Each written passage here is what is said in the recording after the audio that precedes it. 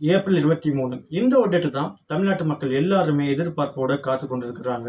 இதற்கு மிக முக்கிய காரணம் தமிழக வெற்றி கழகம் என்ற ஒரு கட்சியை சொல்லலாம். ஏன்னா இதற்கு முன்பாக 3 கட்சிகள் தான் தமிழக முதலமைச்சர் யார் என்ற ஒரு பதவிக்கு போட்டியிட்டு கொண்டிருந்தாங்க. இப்போ 4வது ஒரு கட்சியாக 2026ல் தமிழக வெற்றி கழகம் என்ற ஒரு கட்சி புதிதாக போட்டியிட போகிறாங்க. 234 தொகுதிகளிலும் தன்னிச்சையாகவே போட்டியிட போகிறாங்க.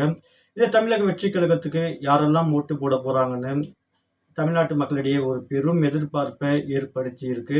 அதே போல் மற்ற அரசியல் கட்சிகளுக்கும் ஒரு பெரும் பரபரப்பையும் ஏற்படுத்தியிருக்கு.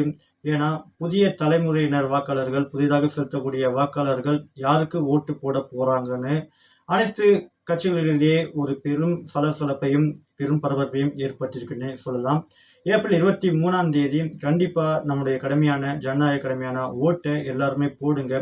தமிழ்நாட்டில் ஒரு ஆட்சி மாற்றமோ அல்லது இந்த ஆட்சி மாற்றம் வேண்டும் என நினைப்பவர்களுக்கோ கண்டிப்பாக நம்ம ஓட்டு போட்டால் மட்டும்தான் இது போல் ஒரு மாற்றங்களை நம்மளால் கொண்டு வர முடியும்.